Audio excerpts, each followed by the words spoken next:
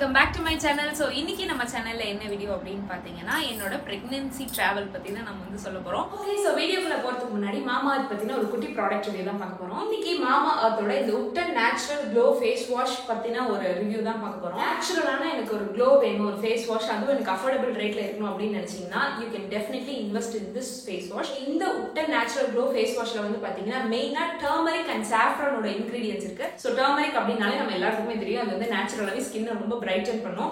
And saffron வந்து மெயினா ஸ்கின்னை வந்து ரொம்ப ஈவன் டோனா வச்சுக்கும். நம்மளுக்கு வந்து ஏதாவது அங்கங்க டார்க் பேச்சஸ்ல இருந்துச்சுன்னா அதெல்லாம் ஈவன் பண்ணி ஸ்கின்னுக்கு வந்து ஒரு நேச்சுரலான ஒரு க்ளோவை கொடுக்கும். மெயினா இந்த டர்மரிக் அண்ட் சாஃப்ரனோட இன்கிரீடியன்ஸ் இருக்கிறதுனால நம்மளுக்கு டேன் ஏதாவது இருந்துச்சு அப்படின்னா இதை வந்து நீங்க கண்டினியூஸா யூஸ் பண்ணும்போது டேனை ரிமூவ் பண்ணி ஒரு நேச்சுரலான க்ளோவை கொடுக்குது. ஸோ இந்த ஃபேஸ் வாஷ் வந்து நம்ம யூஸ் பண்ண ஸ்டார்ட் பண்ணிட்டோம் அப்படின்னாலே ஒரு டேக் லைன் மாதிரி வச்சுக்கலாம், டேன் கான் க்ளோ ஆன் அப்படிங்கிற மாதிரி. ஸோ இது யூஸ் பண்ண நம்மளுக்கு ஃபேஸ்ல இருக்க டேன் எல்லாம் நேச்சுரலாவே ரெடியூஸ் ஆகும். அண்ட் மெயினா இன்னொரு விஷயம் மாமா கிட்ட எனக்கு பிடிச்ச விஷயம் என்ன அப்படின்னு பாத்தீங்கன்னா they listens to us. So நம்மளோட ஃபீட்பேக்ஸ் ஏதாவது இருந்தாலும் நம்மளோட ஒப்பீனியன்ஸ் ஏதாவது இருந்துச்சுனாலோ அவங்க வந்து லிசன் பண்றாங்க.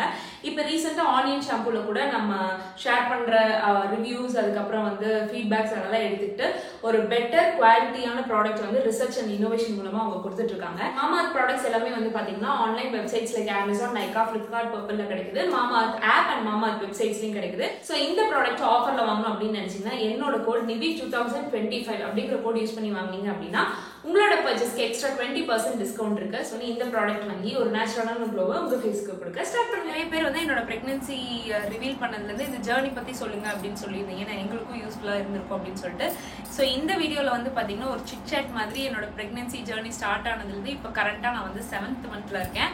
ஸோ இந்த 7 months என்ன மாதிரி போச்சு அப்படிங்கிறத இந்த வீடியோவில் நான் வந்து உங்களோட ஷேர் பண்ண போறேன். ஸோ ஃபர்ஸ்ட் வந்து பாத்தீங்கன்னா இது வந்து completely it's a plant pregnancy.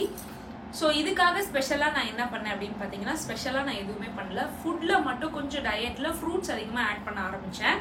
மற்றபடி இதுக்காக இதை நான் பண்ணேன் அதை பண்ணேன் அப்படின்லாம் நான் பொய்யெல்லாம் சொல்ல மாட்டேன். ஸோ இதெல்லாம் மெயினாக நான் வந்து பண்ணது என்ன அப்படின்னு பார்த்தீங்கன்னா நிறைய ஃப்ரூட்ஸ் வந்து நான் ஆட் பண்ண ஆரம்பித்தேன். நான் வந்து ஃப்ரூட்ஸ்னால் நார்மலாக சாப்பிட்றது இல்லாமல் இந்த அவகேடோஸ் அதுக்கப்புறம் கிவிஸ் அதிகமாக எடுத்துக்கிட்டேன். அதுக்கப்புறம் சீட்ஸ் வந்து ஆட் பண்ண ஆரம்பித்தேன் என்னோட டயட்டில். ஸோ அவகேடோலாம் வந்து நான் சாப்பிட்டதே கிடையாது.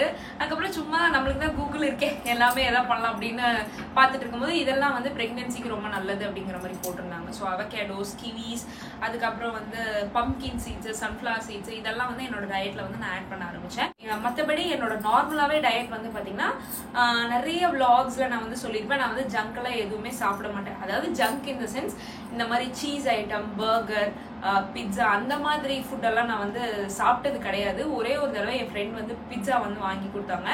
அந்த ஒரே ஒரு பீஸ் மட்டும் சாப்பிட்டதோட சரி இதெல்லாம் நம்ம வந்து நம்மளுக்கு ஆகாது அப்படின்னு சொல்லிட்டு அதெல்லாம் நான் வந்து சாப்பிட்டதே இல்லை. ஸோ இந்த மாதிரி அடிக்கடி நான் வந்து சாப்பிட்ற ஒரு ஜங்க் என்ன அப்படின்னு பார்த்தீங்கன்னா பரோட்டா நல்லா சாப்பிடுவேன், கொத்து பரோட்டா நல்லா சாப்பிடுவேன், அவ்வளோதான். அதுக்கு மேலே வந்து இந்த சிப்ஸு, முறுக்கு அந்த மாதிரி ஐட்டம்ஸ் தான் சாப்பிடுவேனே தவிர அதுவும் ரேராக ஏதோ சாப்பிடணும்னு தோணுச்சுன்னா வீட்டில் ஸ்நாக்ஸ் மாதிரி வாங்கி வச்சு சாப்பிடுவோம். மற்றபடி இந்த புதுசாக வெரைட்டியாக ட்ரை பண்ணுறது, அது சாப்பிட்றது, இது சாப்பிட்றது, இதை நம்ம ட்ரை பண்ணணும், இதெல்லாம் நம்ம வந்து சாப்பிட்டு பழகணும் அந்த மாதிரிலாம் நான் வந்து எதுவுமே சாப்பிட்டது கிடையாது. நம்ப மாட்டீங்க, இது வரைக்கும் நான் பார்பிக்யூ வந்து போனதே கிடையாது. ஸோ இது வந்து ஒரு இதாக சொல்கிறேன் அப்படின்லாம் கிடையாது. நான் வந்து என்னமோ தெரியல, அந்த ஃபுட்டு சைட் வந்து எக்ஸ்ப்ளோர் பண்ணுறது வந்து அதிகமாக எனக்கு வந்து இன்ட்ரெஸ்ட் இருந்தது கிடையாது. ஸோ ஜென்ரலாகவே என்னோட ஃபுட் ஹேபிட்ஸ் வந்து இப்படி இருந்ததுனால அதில் வந்து நான் எதுவுமே சேஞ்ச் பண்ணல. இந்த மாதிரி ஃப்ரூட்ஸ் எல்லாம் மட்டும்தான் எக்ஸ்ட்ரா நான் வந்து ஆட் பண்ணேன். அண்ட் வாக் வந்து பார்த்தீங்கன்னா கொஞ்சம் ஒரு எப்போவுமே ½ hour போனேன் அப்படின்னா ஒரு 1 hour வந்து நடந்தேன். ஸோ அவ்வளோதான். இதெல்லாம் தான் நான் வந்து ப்ரெக்னென்சிக்காக பண்ணது அப்படிங்கிற மாதிரி சொல்லலாம். இதை விட்டுட்டு ஸ்பெஷலாக நான் அது பண்ணேன் இது பண்ணேன் அப்படின்லாம் நான் வந்து பொய்யெல்லாம் சொல்ல மாட்டேன். இதெல்லாம் தான் பண்ணேன். இன்னொரு விஷயம், சரி ப்ரெக்னென்சி ட்ரை பண்ணும்போது நம்மளுக்கு வந்து தைராய்டு லெவல்ஸ்லாம் எவ்வளோ இருக்குது, பிளட் சுகர் லெவல்லாம் எவ்வளோ இருக்குன்னு செக் பண்ணிக்கலாம் அப்படின்னு சொல்லிட்டு ஒரு பிளட் டெஸ்ட் எடுத்து பண்ணி பார்த்தோம். ஒரு பிளட் டெஸ்ட் எடுத்தோம். அதில் வந்து பார்த்தீங்கன்னா என்னோட தைராய்டு லெவல்ஸு, அதுக்கப்புறம் சுகர், பிபி எல்லாமே வந்து எல்லாமே நார்மலாக தான் இருந்துச்சு, எதுவும் அதிகம் அப்படிலாம் இல்லை. அதுக்கப்புறம் within 3rd month of planning conceive ஆயாச்சு. அண்ட் ரியல் ஜேர்னியே இங்கேருந்து தான் ஸ்டார்ட் ஆச்சு. அதாவது ஃபர்ஸ்ட் மந்த்லேருந்து என்ன நடந்துச்சு அப்படிங்கிறத வந்து நான் இப்போ உங்களுக்கு சொல்கிறேன். ஸோ ஃபர்ஸ்ட் மந்த் என்ன ஆச்சு அப்படின்னு பார்த்தீங்கன்னா இதே மாதிரி கிட் வாங்கி டெஸ்ட் பண்ணி பார்த்தோம், பாசிட்டிவ் வந்துச்சு. ஹாஸ்பிட்டல் போயிட்டு டாக்டர்கிட்ட வந்து கன்சல்ட் பண்ணலாம் அப்படிங்கும்போது அவங்க வந்து சேம் அதே மாதிரி ஒரு பிளட் டெஸ்ட் எடுத்தாங்க. அதில் வந்து ஹெச்சிஜி லெவல் அப்படின்னு சொன்னாங்க. அந்த ஹெச்சிஜி லெவல் வந்து எவ்வளோ வந்திருக்கு அப்படின்னு சொல்லிட்டு பார்க்கலான்னு சொல்லிட்டு போயிருந்தோம் அப்படின்னு சொன்னாங்க டாக்டர். அதுக்கப்புறம் சரின்னு போயிட்டு டாக்டர் வந்து கன்ஃபார்ம் பண்ணிட்டாங்க ஓகே அப்படின்னு சொல்லிட்டு ஹாப்பி எல்லாமே ஸ்டார்ட் ஆயிடுச்சு. ஸோ ஃபர்ஸ்ட் ட்ரைமஸ்டரோட இது என்ன அப்படிங்கிறதையும் நான் வந்து சொல்கிறேன். ஸோ ஃபர்ஸ்ட் ட்ரைமஸ்டர் அதாவது ஃபர்ஸ்ட் மந்த் வந்து பார்த்தீங்கன்னா எனக்கு எந்த சிம்டம்ஸும் இல்லை, நல்லா இருந்தேன், ஒரு வாமிட் இல்லை, ஒரு தலை சுத்தல் இல்லை, நான் ப்ரெக்னெண்ட்டாக இருக்கேனான்னு எனக்கே தெரியல, அந்த அளவுக்கு கொஞ்சம் நல்லா இருந்த மாதிரி இருந்தது. அதுக்கப்புறம் ஒரு 45th டேவோ 50th டேவோ வந்து பார்த்தீங்கன்னா ஹார்ட் பீட் வந்துருச்சான்னு செக் பண்ணுறதுக்கு வர சொல்லியிருந்தாங்க. ஸோ அந்த டைம்லாம் என்னால் சொல்லவே முடியல, ரொம்ப பதட்டமாக இருந்துச்சு. நல்லபடியாக வந்து ஹார்ட் பீட் வந்துடணும், நல்லா வந்து குழந்தை பேபி ஹெல்த்தியாக வரணும் அப்படின்னு சொல்லிட்டு ரொம்ப அப்படியே ப்ரே பண்ணிட்டு அப்படியே போயிட்டு இருந்துச்சு. ஸோ அதே மாதிரி ஹார்ட் பீட் போய் பார்த்தோம், 45th டேவோ 50th டேவோ போய் பார்த்தோம். அது வரைக்குமே எனக்கு வந்து எந்த சிம்டம்ஸும் கிடையாது, ஒரு வாமிட் இல்லை, ஒரு தலை சுத்தல் இல்லை, ஒரு நாசியா இல்லை, ப்ரெக்னெண்ட்டாக இருக்க மாதிரி ஒரு ஃபீலே இல்லை, அந்த மாதிரி தான் போயிட்டு இருந்துச்சு. போய் ஹார்ட் பீட் செக் பண்ணி பார்த்தோம், ஹார்ட் பீட் வந்துருச்சு. ஸோ ரொம்ப ஹாப்பி. ஹார்ட் பீட் வந்து பார்த்தீங்கன்னா 110 120 சம்திங் எதுவும் இருந்துச்சு. ஸோ டாக்டர் என்ன சொன்னாங்க அப்படின்னா இன்னொரு தடவை எதுக்கும் ஹார்ட் பீட் செக் பண்ணி பார்த்துடலாம் 1 வீக் கழிச்சு. நான் ரொம்ப ஏர்லியராக வந்து ஹார்ட் பீட் செக் பண்ணனால இன்னொரு 1 வீக் கழிச்சு கரெக்டாக ஸ்டேபிளாக இருக்கான்னு பார்த்துடலாம் அப்படின்னு சொன்னாங்க. நம்மளுக்கு அப்படி சொன்னோன்னே கொஞ்சம் பதட்டமாகவே இருந்த மாதிரி இருந்துச்சு.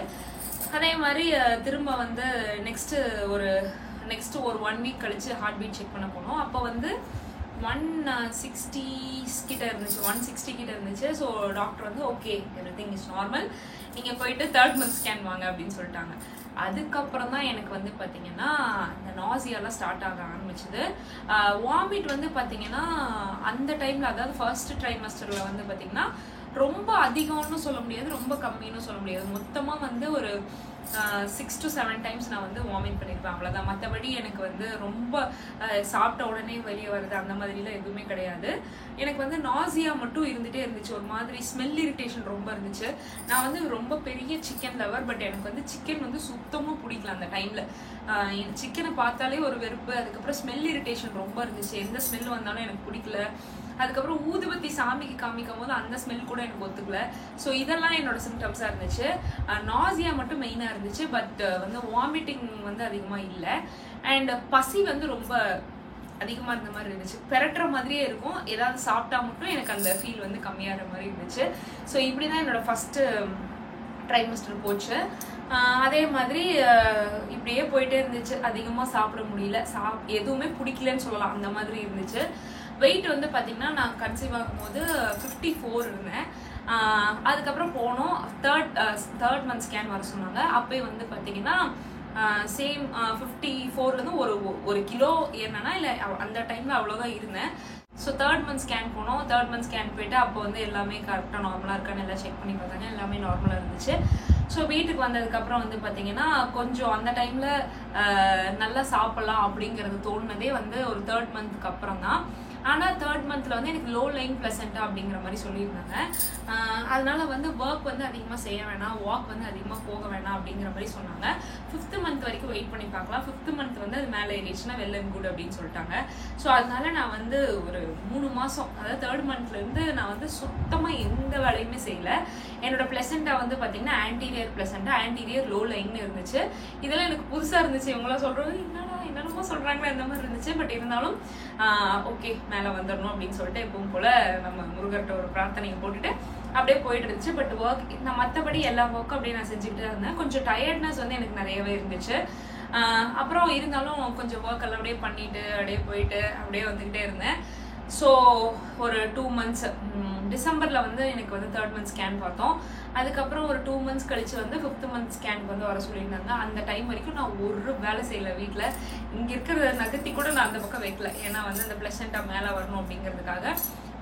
அதே மாதிரி ஒரு வேலையும் செய்யலை. ஆனால் டெய்லி வந்து என்னோட பேபிகிட்ட நான் வந்து பேசிகிட்டே இருப்பேன், இந்த மாதிரி மேலே வந்துடணும் அப்படி இப்படின்னு சொல்லி பேசிகிட்டே இருப்பேன். ஸோ 3rd month முடிச்சு இப்படி போயிட்டு இருந்துச்சு. அதுக்கப்புறம் 4th month வந்து ஒரு செக்அப், நார்மல் செக்அப் வந்து வர சொல்லியிருந்தாங்க. அப்போ போனோம். ஹார்ட் பீட் வந்து பார்த்தீங்கன்னா 156 இருந்துச்சு, அதாவது 167 என்னமோ இருந்துச்சு. அதுக்கப்புறம் வந்து 156 அந்த மாதிரி வந்துச்சு. அப்போ வந்து பார்த்தீங்கன்னா வெயிட் வந்து சல்லுன்னு 3 கிலோ நான் வந்து ஏறிட்டேன். ஏன்னா 3 months வந்து நான் எதுவுமே அதிகமாக சாப்பிடல. 4th month தான் எனக்கு வந்து நல்லா சாப்பிடணும் போலவே இருந்துச்சு. அதுக்கப்புறம் வந்து பார்த்தீங்கன்னா வெயிட் வந்து கடன்னு ஏறின மாதிரி ஆயிடுச்சு. 4லேருந்து 7ஓ 8ஓ அந்த மாதிரி ஒரு 3 கிலோ வந்து ஏறிட்டேன். அப்போ டாக்டர் வந்து சொன்னாங்க வெயிட் மட்டும் கொஞ்சம் அதிகமாக போட வேண்டாம், வெயிட் வந்து மெயின்டைன் பண்ணிகிட்டே இருங்க அப்படின்னு சொன்னாங்க. ஏன்னா வீட்டில் வந்து அதிகமாக இட்லி தோசை சாப்பாடுன்னு அடித்து நல்லா கிளப்பி ஃபுல்லாக வந்து வெயிட் ஒரு 3 கிலோ ஏறிடுச்சு. அதனால அந்த டைமில் வந்து வெயிட் கொஞ்சம் கம்மி பண்ணுங்க அப்படிங்கிற மாதிரி சொல்லியிருந்தாங்க. அதுக்கப்புறம் 4th மந்த் முடிஞ்சிருச்சு. திரும்ப 5th மந்த் ஸ்கேனுக்கு வந்து போனோம். அப்புறம் தேங்க் காட் அந்த பிளசண்டா வந்து மேலே வந்துருச்சு, ஆன்டீரியர் மேலே வந்துருச்சு அப்படின்னு சொல்லிட்டாங்க. அதுக்கப்புறம் நீங்கள் வந்து ஒர்க் அவுட்லாம் ஸ்டார்ட் பண்ணுங்கள், எக்ஸசைஸ்லாம் ஸ்டார்ட் பண்ணுங்கள், இனி வந்து வாக்லாம் நிறைய போங்க அப்படிங்கிற மாதிரி சொன்னாங்க. வெயிட் மட்டும் கரெக்டாக பார்த்துக்குங்க அப்படின்னு சொன்னாங்க. அதுக்கப்புறம் வந்து கரெக்டாக 5th மந்த் வந்து ஸ்டார்ட் ஆச்சு, எக்ஸசைஸ்லாம் பண்ணலாம் அப்படிங்கிறது கூட நம்ம வந்து ஊருக்கு வந்தாச்சு. அண்ட் ஹாஸ்பிட்டல் வந்து பார்த்தீங்கன்னா நிறைய பேர் எங்கிட்ட ஹாஸ்பிட்டல் டீட்டெயில்ஸ் வந்து கேட்டுக்கிட்டே இருந்தீங்க. ஹாஸ்பிட்டல் வந்து சென்னையில் நான் Cloud9 ஹாஸ்பிட்டலில் தான் வந்து நான் பார்த்துக்கிட்டு இருக்கேன். சென்னையில் துறைப்பாக்கம் அங்கே இருக்கிற பிரான்ச்சில் தான் நான் வந்து பார்த்துக்கிட்டு இருந்தேன். ஹாஸ்பிட்டல் வந்து என்னோட பர்சனல் ஒப்பீனியன் கேட்டிங்க அப்படின்னா எனக்கு வந்து ரொம்ப ரொம்ப ரொம்ப பிடிச்சிருந்தது. Cloud9 ஹாஸ்பிட்டல் ரொம்ப கேர் எடுத்து எல்லாமே பார்த்தாங்க. அண்ட் என்னோட ஹஸ்பண்டுக்கும் வந்து பார்த்திங்கன்னா ரொம்ப பிடிச்சிருந்தது. மெயினாக ஒரு ஹாஸ்பிட்டல் ஃபீலே இல்லை, அதனால எனக்கு வந்து இந்த ஹாஸ்பிட்டல் ரொம்ப பிடிச்சிருந்தது. நார்மலாக வந்து பார்த்திங்கன்னா ஹாஸ்பிட்டல் அப்படின்னா எல்லா பேஷண்ட்ஸ் வருவாங்க இல்லைங்களா, இது வந்து மெயினாக வந்து மெட்டர்னிட்டிக்கு மட்டும் இருக்கிறதுனால கொஞ்சம் நல்லா இருந்த மாதிரி இருந்துச்சு. அண்ட் எனக்கு இன்னொரு விஷயம் ரொம்ப பிடிச்சது ஹாஸ்பிட்டல் என்ன அப்படின்னு பார்த்தீங்கன்னா நல்லா பேம்பர் பண்ணுறாங்க. அண்ட் இன்னொன்று எங்கேயுமே வந்து அந்த ஹாஸ்பிட்டல் ஸ்மெல்லே இருக்காது. ஹாஸ்பிட்டல் எனக்கு அது ரொம்ப பிடிச்சிருந்தது. அந்த ஹாஸ்பிட்டலுக்குள்ளேன்னு ஒரு ஜென்ரலான ஒரு ஸ்மெல் இருக்கும் பாருங்கள், அது எங்கேயுமே இல்லை. ஈவன் வாஷ்ரூமில் கூட அந்த ஸ்மெல்லை வந்து நான் பார்த்ததில்லை. அது வந்து எனக்கு ரொம்ப க்ளீன் அண்ட் நீட்டாக இருந்தது, ரொம்ப பிடிச்சிருந்தது. அண்ட் ரூம்ஸ் வந்து பேக்கேஜ் எடுக்கும் போது வந்து 3rd மந்த் ஸ்கேன் முடிச்சுட்டு என்ன மாதிரி ரூம்ஸ் எல்லாம் வந்து காமிச்சாங்க, அதெல்லாம் எனக்கு ரொம்ப சாட்டிஸ்ஃபைடாக இருந்தது. அதனால் அங்கேயே பார்க்கலாம் அப்படின்னு சொல்லிட்டு முடிவு பண்ணி அப்படியே போயிட்டு இருந்துச்சு. இப்போ பேபி ஷவர் ஊருக்கு வந்ததுக்கப்புறம் என்னாச்சு அப்படின்னு பார்த்தீங்கன்னா ஊரில் இருக்கவங்களாம் எப்பவும் போல் ஆஸ் யூஷுவல் நம்ம இங்கேயே பார்த்துக்கலாம், அங்கே இருந்தால் எல்லாரும் வர்றதுக்கு கஷ்டம் அப்படி இப்படின்னு சொன்னாங்க. இங்கே வந்து எனக்கு அம்மா கூடவே இருக்காங்க. அண்ட் அந்த டெலிவரி டைமில் எல்லாருமே வந்துடுவாங்க. பட் அங்கன்னா வந்து ரிலேட்டிவ்ஸ் எல்லாருமே இருப்போம் அப்படின்னு சொல்லிட்டு விருந்தெல்லாம் போடும்போது அப்படியே போயிட்டு இருந்துச்சு. பட் என் ஹஸ்பண்ட் வந்து பார்த்தீங்கன்னா அவர் எனக்கும் வந்து சரி ஓகே இங்கேயே பார்த்துக்கலாம், ஈரோட்லேயே பார்த்துக்கலாம் அப்படிங்கிற மாதிரி தான் இருந்துச்சு. பட் என் ஹஸ்பண்டுக்கு வந்து கான்ஸ்டண்ட்டாக வந்து ஆரம்பத்துலேருந்து ஒரே டாக்டரை பார்த்துட்டோம் அப்படின்னா நம்மளுக்கு வந்து கொஞ்சம் கன்வீனியன்ட்டாக இருக்கும். ஏன்னா ஆரம்பத்துலேருந்து அவங்க பார்த்துருக்கறதுனால உன்னை பற்றி அவங்களுக்கு தெரியும், அதனால அவங்க கிட்ட இருந்து பார்த்துக்கிறது நல்லது அப்படிங்கிற மாதிரி சொல்லிட்டு இருந்தாரு. பட் நான் வந்து எல்லாருமே சொல்கிறாங்கன்னு அப்புறம் யோசிச்சோம். அதுக்கப்புறம் அங்கே போயிட்டு கேர் 24 நினைக்கிறேன், அங்கே போயிட்டு ஹாஸ்பிட்டல் எல்லாமே பார்த்தோம். பட் எனக்கு வந்து Cloud9 எனக்கு ரொம்ப பிடிச்சிருந்தது. மேபி நம்ம ஃபர்ஸ்ட்லேருந்தே அங்கே பார்த்துருந்தோம் அப்படின்னா நம்ம இப்படி தான் அப்படின்னு நினச்சிருப்போமோ என்னமோ தெரியல. பட் Cloud9ல தான் நான் பார்த்துட்டு எனக்கு வந்து எங்கள் எல்லாத்துக்குமே வந்து Cloud9 கொஞ்சம் நல்லா இருக்க மாதிரி தோணுச்சு. எல்லாமே ஃபெசிலிட்டிஸ் எல்லாமே எனக்கு வந்து வெலன் கூட அந்த மாதிரி தெரிஞ்சுது. அதனால நாங்கள் வந்து பேபி ஷவர் முடிச்சுட்டு திரும்ப இங்கே சென்னைக்கு வந்தாச்சு. இப்போ வந்து கரண்ட்டாக லாஸ்ட் வீக் வந்து நான் சென்னைக்கு வந்தேன். லாஸ்ட் வீக் சாட்டர்டே வந்து நான் சென்னைக்கு வந்தேன். இப்போ 7th மந்த் வந்து எனக்கு போயிட்டு இருக்கு. டேட் வந்து பாத்தீங்கன்னா June 20 கொடுத்துருக்காங்க. சென்னைக்கு வந்ததுக்கு அப்புறம் பாத்தீங்கன்னா கொஞ்சமா திடீர்னு என்னமோ வாமிட் வர மாதிரி இருந்துச்சு.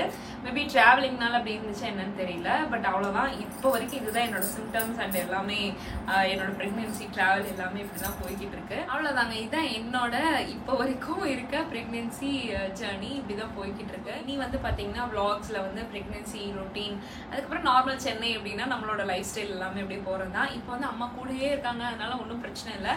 டெலிவரி டைமில் இல்லை ஊர்லேருந்து அத்தை மாமா அப்பா எல்லாருமே வந்துடுவாங்க. ஸோ அது வரைக்கும் இந்த 3 மந்த்ஸ் இப்படி தான் என்னோட ஜேர்னி போயிட்டு இருக்கு. இனி வரப்போகிற vlogsல வந்து பார்த்தீங்கன்னா ப்ரெக்னென்சி ரொட்டீன், அதுக்கப்புறம் என்ன மாதிரி எக்ஸசைஸ் நான் வந்து பண்ணுறேன் அப்படிங்கிறதையும் நான் வந்து ஷேர் பண்ணுறேன். இதெல்லாம் தான் என்னோட சிம்டம்ஸ் ஆஸ் ஆஃப் நவ். இனி எப்படி இருக்க போது, மாறுதா இல்லை இப்படியே இருக்கா அப்படிங்கிறதெல்லாம் நான் வரப்போகிற வீடியோஸில் அப்படியே உங்களுக்கு வந்து ஷேர் பண்ணுறேன். ஸோ இந்த வீடியோ உங்களுக்கு பிடிச்சதுன்னா வீடியோ லைக் பண்ணி outlooks by TV channel subscribe பண்ண மறந்துடாதீங்க. இனி வந்து வரப்போகிற வீடியோஸ் எல்லாமே கொஞ்சம் டிஃப்ரெண்ட்டாக இருக்கும்னு நினைக்கிறேன். ஏன்னா என்னோட நார்மலான லைஃப் ஸ்டைல்லேருந்து எல்லாமே கொஞ்சம் சேஞ்ச் ஆகிற மாதிரி இருக்குது. ஸோ அவ்வளோதான். இந்த வீடியோ உங்களுக்கு பிடிச்சிருந்தா வீடியோ லைக் பண்ணி outlooks by TV channel subscribe பண்ண மறந்துடாதீங்க. தேங்க்ஸ் ஃபார் வாட்சிங்.